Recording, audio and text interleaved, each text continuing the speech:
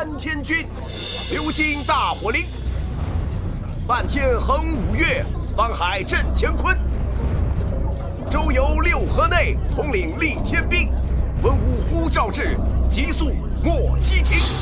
急急如律令，有去。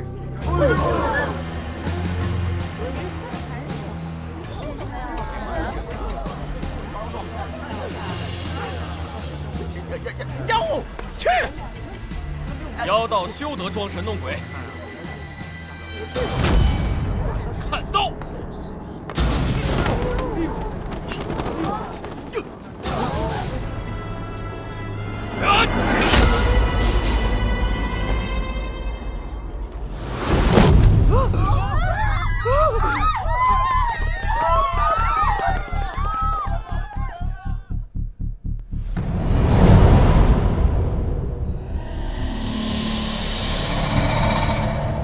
死者身份已确认，太府寺少卿侯南。那就是普通的新蚕丝，死亡时间昨晚亥时，死因是窒息，被裹进白茧之前他还活着。多大仇啊！手法凶残不说，这还示众，太狠了也。太府寺负责国库金帛及古物的保管出纳，侯南身为少卿，难免树敌无数。要不我去查查，看看他有什么仇家。这种事啊，不如我们先去问问紫苏。还可以从那白茧入手。三胖，你先去彻查一下所有养蚕的人家吧。好。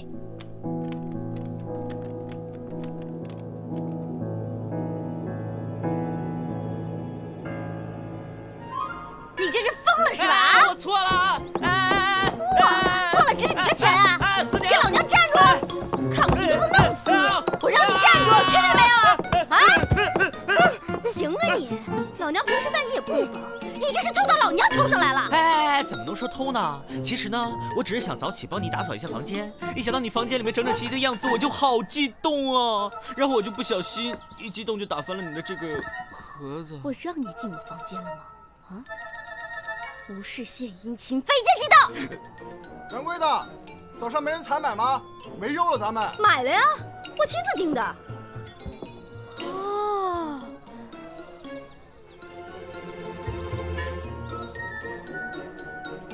原来在这儿等着我呢。这事儿不是你想的那样，我只是想单纯报答你对我的知遇之恩。不说是吧？来人呀，帮我抓贼！是我。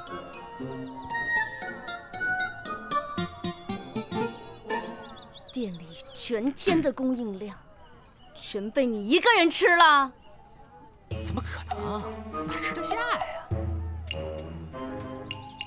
我只是用那些肉炖了一锅肉汤，炖了整整一宿，再用那些肉汤下了面条，特别入味。早起就得这么吃，才对得起自己的勤劳。那肉呢？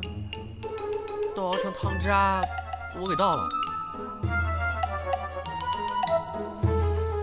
不过锅子我刷得非常干净，你就不必夸我勤劳了。哎，大人别打脸，我靠脸吃饭的。等等，这些首饰我给你修。我这些首饰那都是金丝银线穿的，你能修啊？别说金丝银线了，就是水丝火线我也能修好。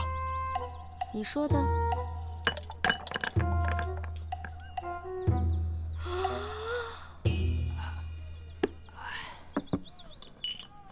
嘿嘿，这个。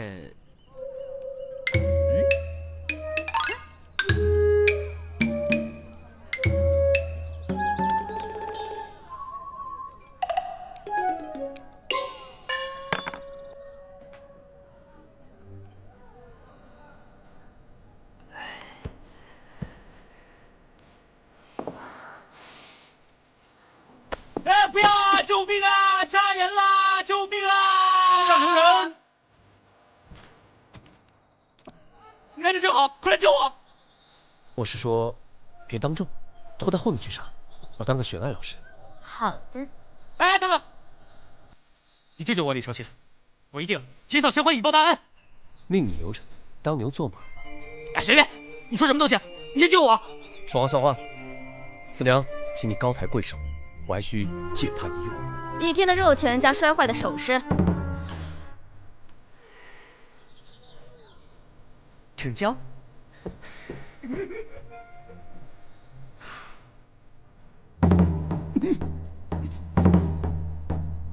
我好像听到了心碎的声音。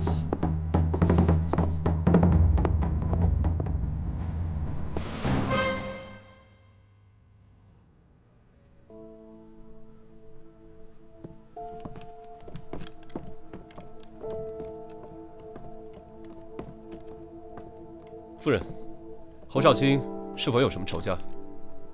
仇家，或是政敌？这些事，主人从不说与我听的。萨摩，你过来看。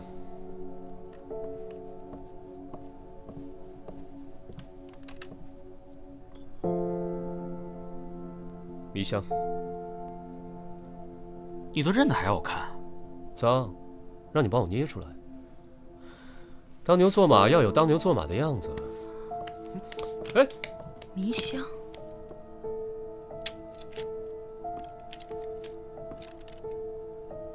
这香炉谁负责的？崔西，府里的大丫鬟。官人的意思是，她？不可能的。崔西在府上一直乖巧本分。他现在在何处？去，叫崔西过来。是。夫人是何时发现侯少卿失踪的？今晨发现的。他昨晚彻夜未归，夫人没有察觉吗？我家主人操心政务，常在书房里过夜的。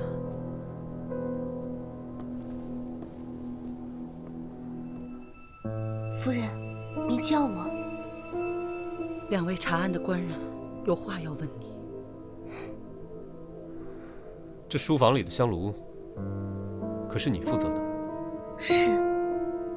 那这迷香，你作何解释？迷香，香料是夫人配的，我点完之后，夫人便吩咐我出去了。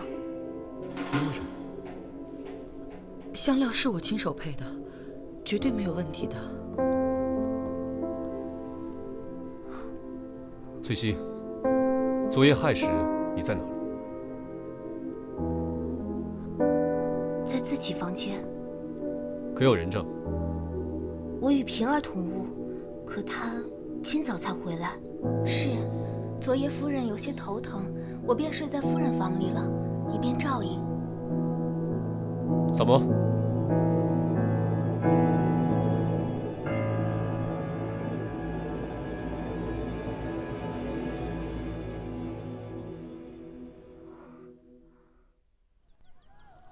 那个丫头戴的就是这种簪子，比侯夫人的还贵。我让李治买了一只来给你看看。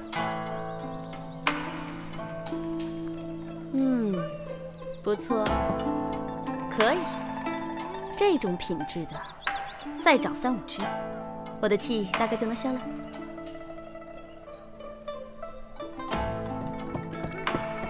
哎，你们，怎么了？老大，你们知不知道，这个蚕啊，从卵长成茧需要多久哦1个月。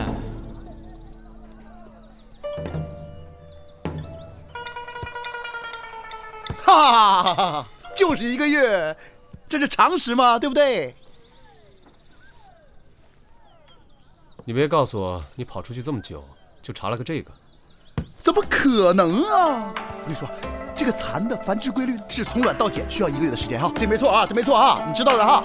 然后呢，我呀查了整个长安城所有养蚕的大户，我还查了1个月前刚开始大量购置蚕卵的人家。你们猜怎么着？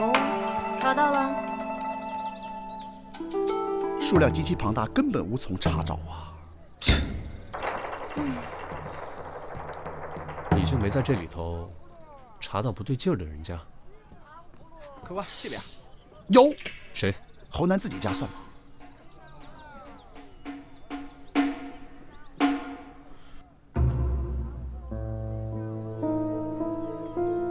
侯夫人，您家1个月前开始大量饲养蚕，敢问是何原因？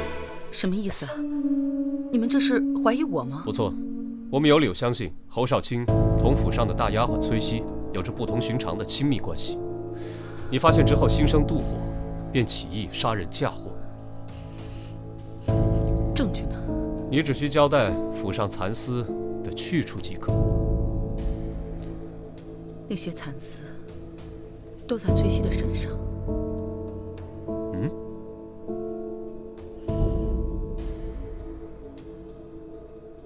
全府上下的人都可以给我作证。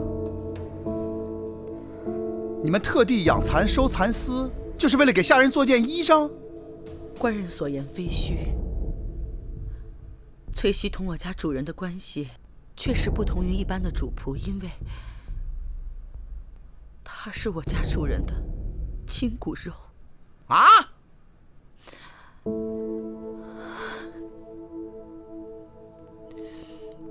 崔西是我们主人的私生女，那已是我进侯府之前的事了。多年来，我同主人虽是间谍情深，但始终没有子女。侯郎对我没有半句指责，反而时时安慰我。在我得知主人有此一女后，便决意要帮侯郎把骨肉寻回。哪知这孩子今早已身陷烟花之地。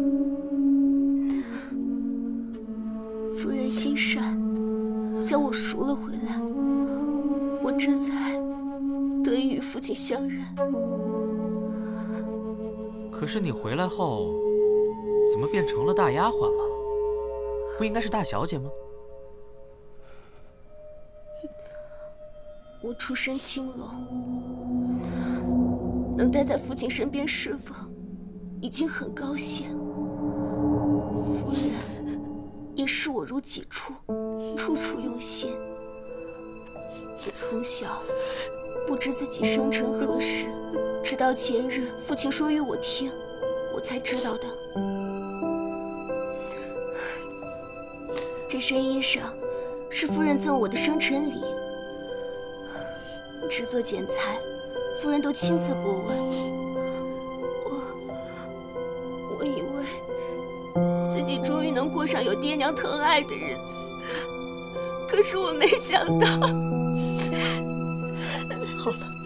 好了，好孩子，从今往后，娘疼你。夫人，不要再叫夫人了，叫我娘亲吧。娘亲，娘亲。打扰一下，你是何时进府的？大约2、3月前吧。那你之前在青楼的时候，可有什么相好的主顾？你说什么呢你？怎么啦？没事提人家伤心事儿干嘛呀？我跟你说没说过，我断案的时候不要打扰我。不打紧的，真心实意的想好没有，倒有个常来捧场的老叟，挺痴心的模样。可自打我进府后，我们也再没见过了。那这个有完没完？陈年往事跟这儿，哎呀！老叟是谁？好像是个大官来的，姓萧，叫萧生。对，就是他。太子詹事萧生。是。你可工于诗词，还是通晓音律？我从小研习，算是谋生的本事吧。你这是怎么看出来的？你俩之前认识？这位姑娘，我们老大肯定不认识。可是萧生萧战士是我们老大的启蒙老师。不，你是属狗的吗你？哎，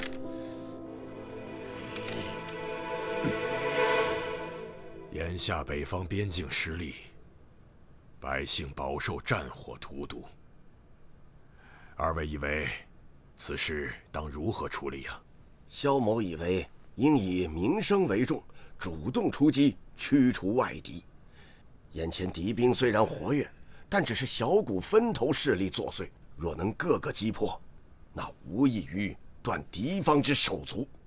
萧公言之有理，敌方虽然大胜，却也是元气大损，正骄且躁，而我军恢复速度远快于敌方，此时出兵快攻，当是良机呀。二位大人一向都是主战派，可是此种战法需要我军精兵能稳定发挥实力。现在是新帅带兵，士气如何尚不可知。倘若贸然出战，恐怕是要吃亏呀。只怕假以时日，敌方亦已养精蓄锐，更加难以对付了。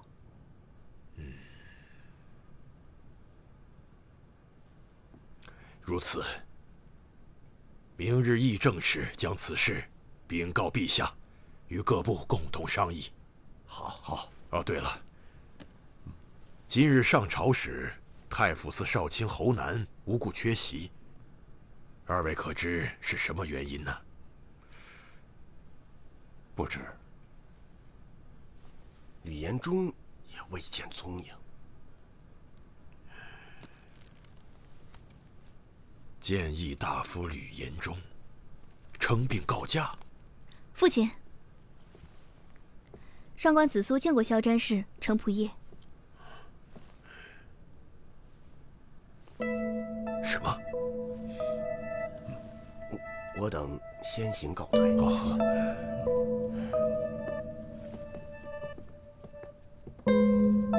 此事当真？确认无误。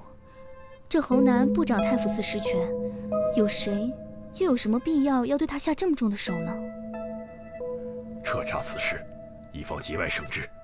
是。另外，增派人手，保护好谏议大夫。吕延忠，他二人干的那些勾当，程仆夜不是马上要查清收网了吗？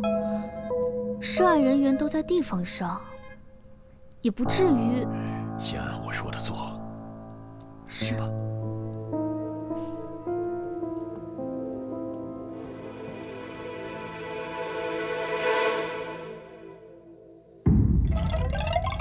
主人，主人，你死得好惨呐！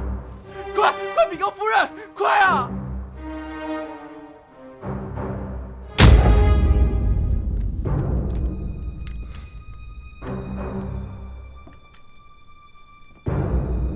！1天之内2位官员丧命，真有些蹊跷。哎，蹊跷。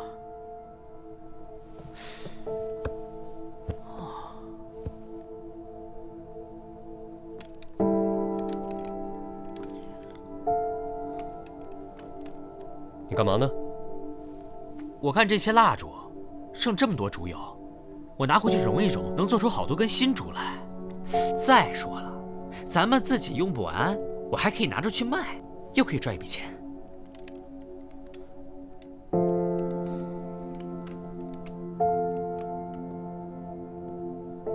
府上怎么这么多烛台？还有这么厚的蜡油，看来你们家挺费蜡的。啊，禀官人，我家主人视力不大好，白天倒是没什么，就是入了夜不行，晚上不多点些灯的话，一点都看不清楚。这吕延忠身居要职。啊？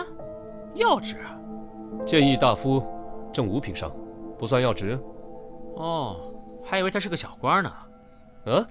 双爷说这吕大夫是感染某种寄生虫而亡。寄生虫这种东西嘛，吃了不干净的食物，沾了不干净的水，才有可能染来的。不是的，主人恐怕是被萤火虫给咬了。啊？萤火虫？哦，主人生病初期向我们提过，有一晚主人他刚睡下，就听见有人敲门，他去开门却不见人，回屋就被萤火虫给咬了。这萤火虫不咬人的吧？怎么了？这2起案子没准真有关联。怎么说？如果这个凶手是精通于蚊虫饲养之道的人，就可以通过人为操作，令这个受害者感染寄生虫。饲养蚊虫是有这样的人，不是操骨，而是这些人研究蚊虫的习性，利用他们的本能引导他们。有研究精深者甚至可以催熟它们，比如说，他们可以加快蚕的生长进程，令蚕卵7天内长成茧。你去找四娘，问问她听没听说过城里有这种人。怎么这么会指使人？那你呢？我回一趟大理寺，查查2个受害人之间到底有没有联系。萤火虫。客官慢走啊！紫苏姑娘，喝杯茶压压惊。哎呀，都在呢。哎呀，你们真是不知道，那个谏议大夫吕延忠。紫苏姑娘，我这刚说到吕延忠，我没说什么农贸区啊。算上你这次呢，他已经是第4遍听到别人跟他详细描述那个吕延忠的死亡惨状，听一遍呢就得上楼狂洗1遍澡。照这个架势，现在是不用听完就得上去洗了。哎呦，紫苏姑娘，我不知道啊，我恭喜你啊，三胖，你已经成功的离紫苏姑娘越来越远了。信不信我一口鲜血喷你脸上？好茶。久等了，有头绪了。紫苏已经跟我们说过了。紫苏，他跟你们说什么了？紫苏说，有一个姓程的大官早就暗中调查侯南和吕延忠在地方联合售卖官职的事情。尚书左仆射程同。对，他还说，买官的人早就已经被刑部派人监视了。与此案相关的买官者都在地方上，基本可以肯定这2个案子与那些人没什么关系。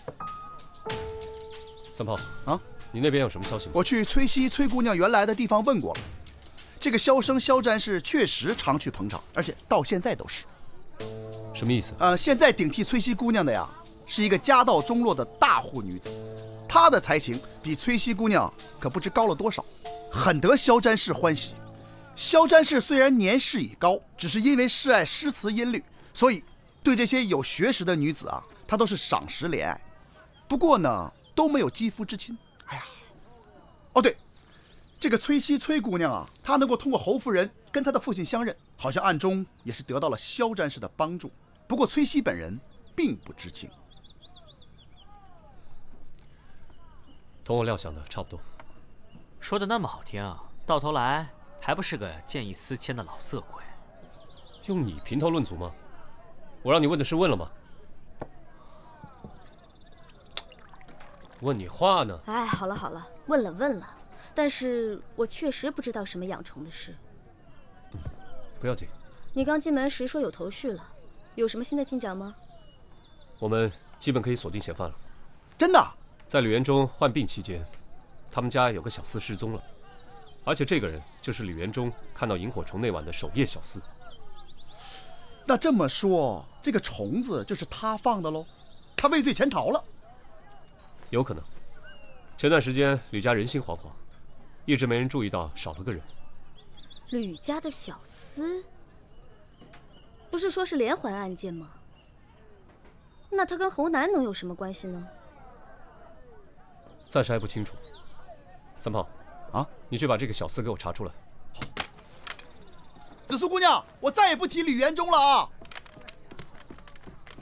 你再跟我去一趟吕家。凭什么？我不去。凭你是我花钱雇的牛马。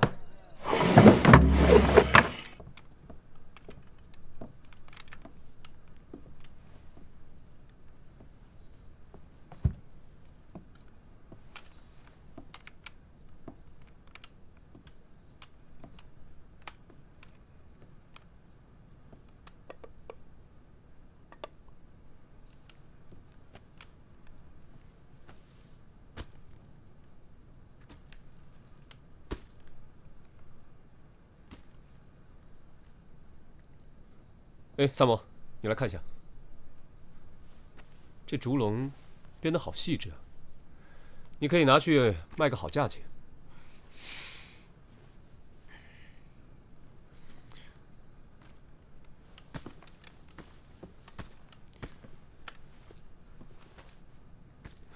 刚刚是我话说重了，驳了你的面子，抱歉。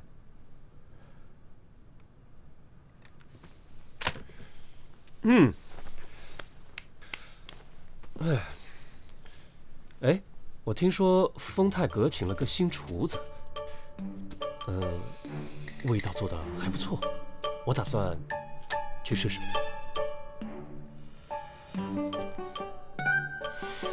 刚刚怎么好像听到有人跟我说话？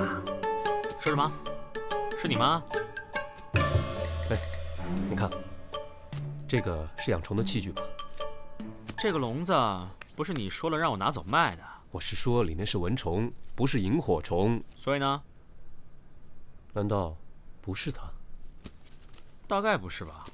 你看这个房间里，要有的话也只有蛐蛐罐，哪有什么养蚕的痕迹嘛？吕府的守夜小厮找到了，在哪儿？已经送到双燕那儿了。哈？找到的是他的尸体，在城南的大石桥下面发现的。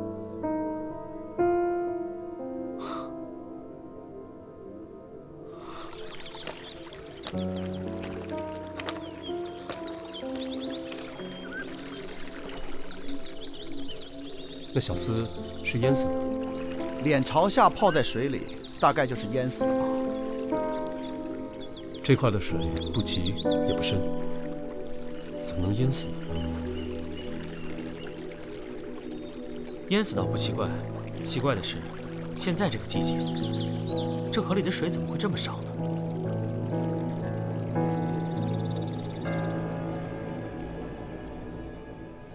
闭眼，想象有一片天空，天空的下面有大地，大地的下面有尸体，尸体也没有什么不好的，入土为安，尸体都会化作小花、小草、蝴蝶。干什么呢？哦，你们来了，双叶来过，这会儿回去验尸了。怎么了？一惊一乍的。啊，小花、小草、小草。什么小花小草？重生的感觉。你说的说什么说？怎么的？你要是女的，你还比不上人家紫苏呢。四娘不是女的吗？双叶不是女的吗？你又说我什么呢？夸你呢，说你美，说你美若天仙。我不信。说上上，等会儿，五哥，闭上眼睛，感受。说吧。那吕延忠他家死的那个小厮，脑后有被人按压过的痕迹，似乎是挣扎所致。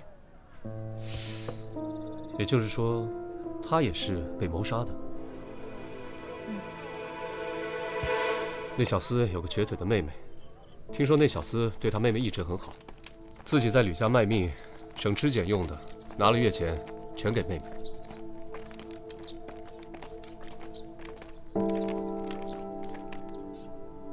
你可知道你哥哥近日是否曾与人结怨？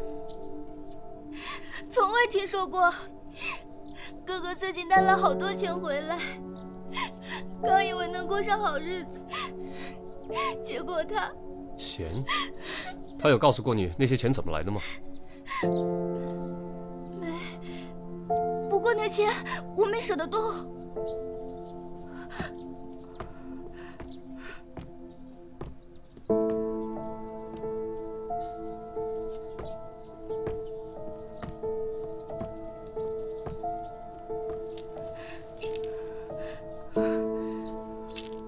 哎，这钱袋看着好眼熟啊！你看哪个钱袋不眼熟啊？全城百姓的钱袋大概都被你过一遍手了吧？你上次见他是什么时候？就是他拿之前回来的时候，大概6、7天前。那小厮背后还有个主谋，能花重金收买了他，那主谋一定是个有权有势的人了。恐怕这件事还是同买卖官职的案子摘不开。买官案的负责人是程同，去拜访他，或许有用。你不是要现在去吗？天上下着雨，我肚子还饿了，牛马还得请喂草料呢。城府离丰泰阁挺近的。丰泰阁？其实这饭呢，放晚点吃最好。马不吃夜草不肥嘛，对不对？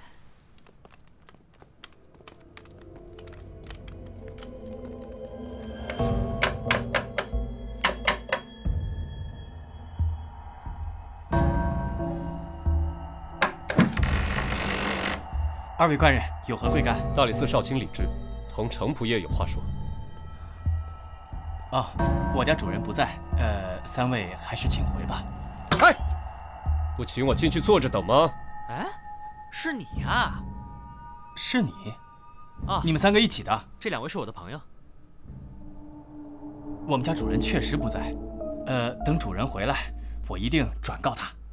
三位，要不还是隔日再来吧？啊，哎，不是，不在，让我们进去等，干嘛轰我们？三胖，哎，真不在啊？你怎么认识程府的家仆？前几日闲来无事，在东市摆摊，程府的家仆在我摆的摊上买过鸡，40文一只，买了2大笼，说是他府上要摆全鸡宴。程府最近有办全鸡宴吗？老大怎么没邀请你？就你老大这副朝堂边缘人的样子，人家邀请他才怪呢。对了，子硕，问你呢，最近程府有摆宴席吗？应该是没有。程仆爷如果设宴，一定会邀请家父的。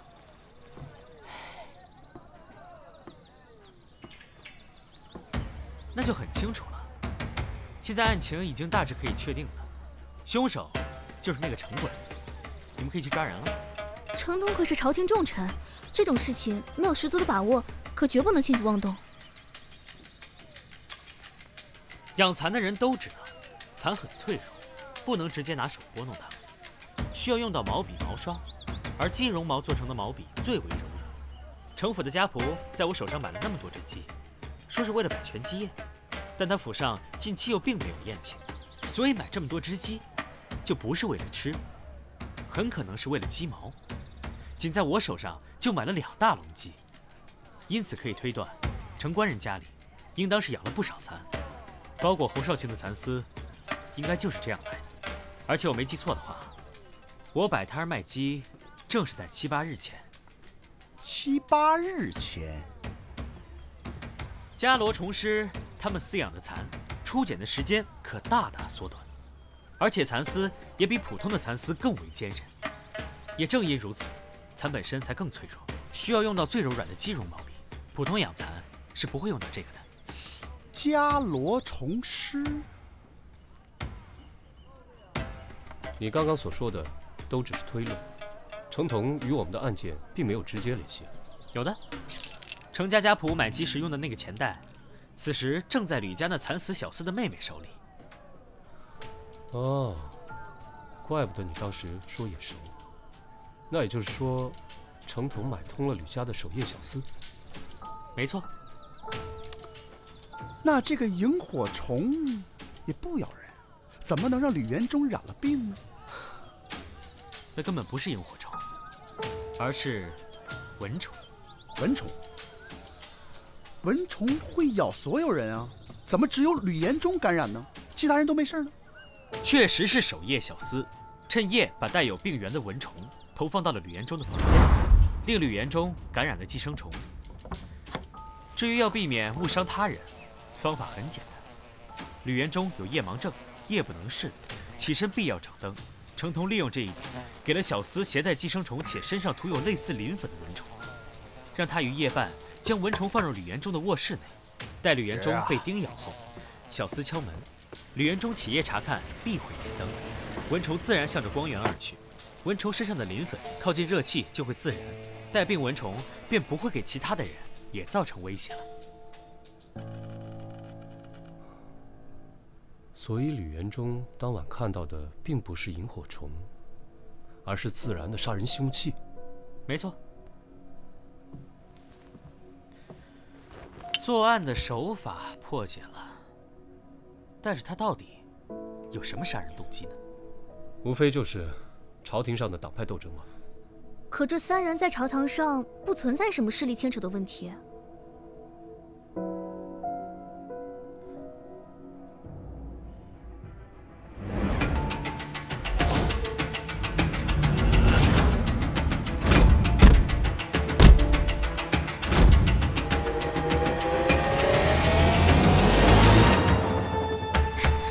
我知道了，程同的独子程孝和于1个月前在北部边境战事中战死，侯南和吕延忠都是在那一役中立主战的。哦，他这么做是为儿子报仇？子素，当时就这么2个人主战吗？还有一个人，萧生官人也是在那一役中立主战的，不过他平日与程同关系挺近，或许是这个程同才放过了他。不好说，你们最好还是去萧家查看一下才好。我们分头行动，萨摩三炮和紫苏去找萧战士，我先去城府捉拿程同，一会儿跟你们会合。好。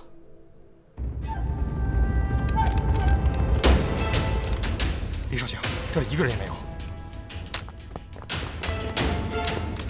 没有。快搜！是。城府把我家主子请去了，这会儿应该还在那儿吧？不好，萧战士有危险，应该是被程同抓了。这事可千万不能让老大知道。怎么了？老大表面上一副不在意的样子，其实萧战士在他心里比他父亲都重。万一出事，老大非疯了不行。那就更不能瞒着他了。要是咱们因为顾虑耽误了营救，他会恨咱们一辈子的。三炮啊，有个事要辛苦你跑一趟。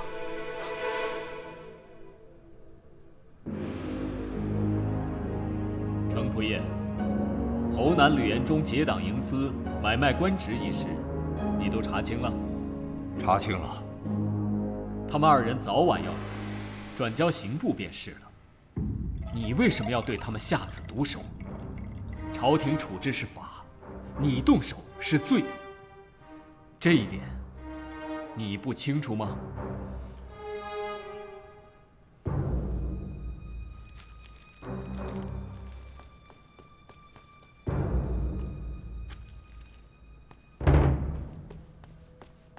这是犬子赴战场前留下的诀别家书，其中详述了正确的作战方略，也写进了他赴死前的不甘。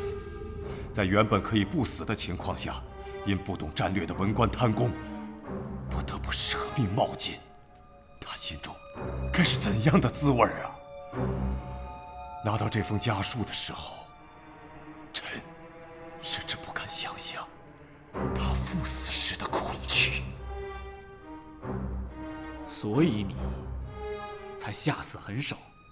是，臣之所以选择这样的方式谋杀他们，不过是想让他们也尝尝那种明知要死却无力回天，只能等着死亡一点点逼近的恐惧。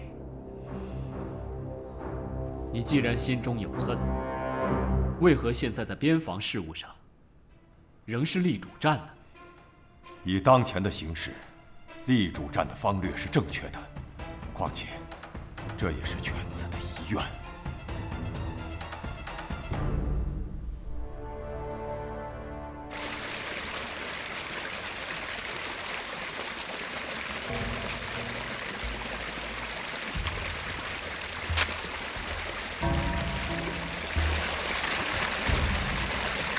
怪不得小河里的水少，水被人引走了。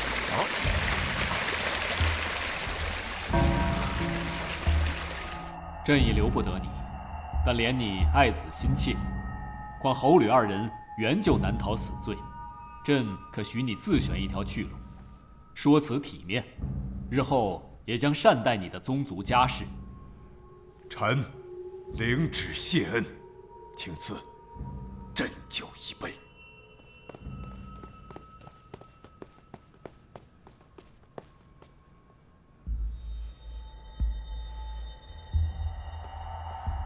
启禀陛下，大理寺报，太子詹事萧生失踪。什么？你往日挚友也不放过吗？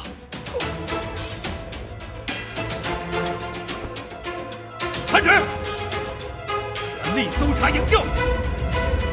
府里一定有夹层，搜到买鸡的那个仆人，才能找到萧詹事的下落。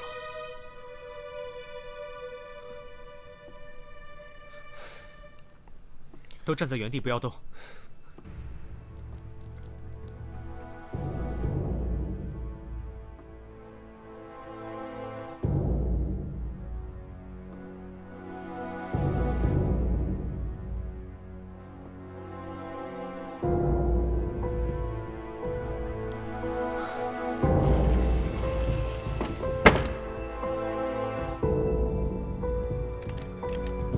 肖战是在哪？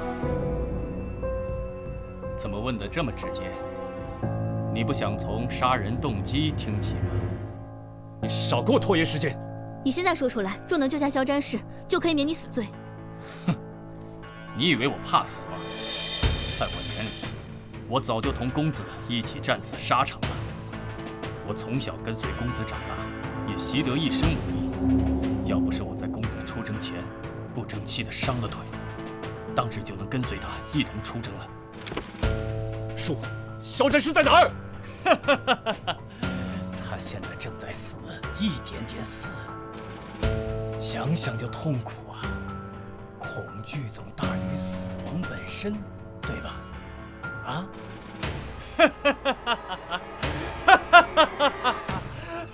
你们是不是打算把肖战氏淹死？你怎么知道的？那日在门口见到的，你裤脚全是水，地上也是湿漉漉的一片，可外面并没有下雨。再加上程同惯用慢慢折磨人的杀人手法，可以猜到你当时是在试着控制水量，好知道放多少水才能达到一点点淹死肖战氏的效果。估计再说上2句话，他就该死透了。说，再问，肖战氏在哪儿？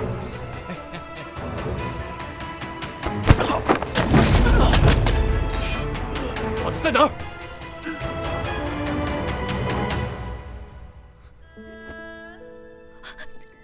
这怎么办啊？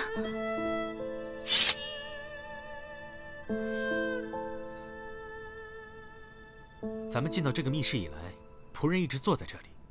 他为什么要坐在这里？他为什么要坐在这里？蒲团底下。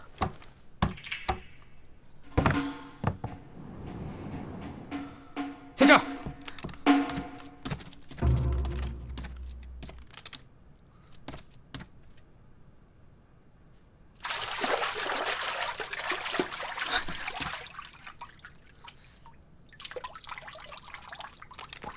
夫子，夫子，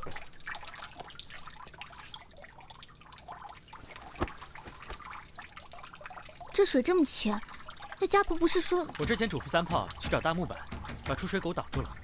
虽然不能完全挡住水，但却能大大降低输水量。喏，你看那。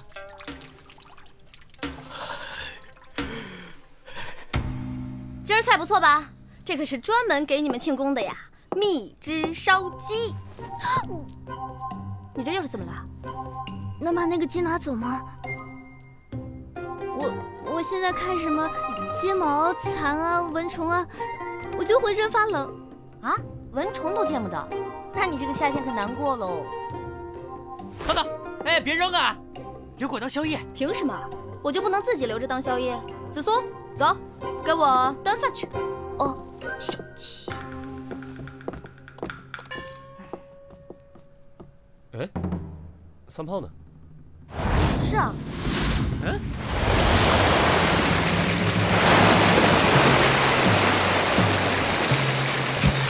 你们到底在干嘛？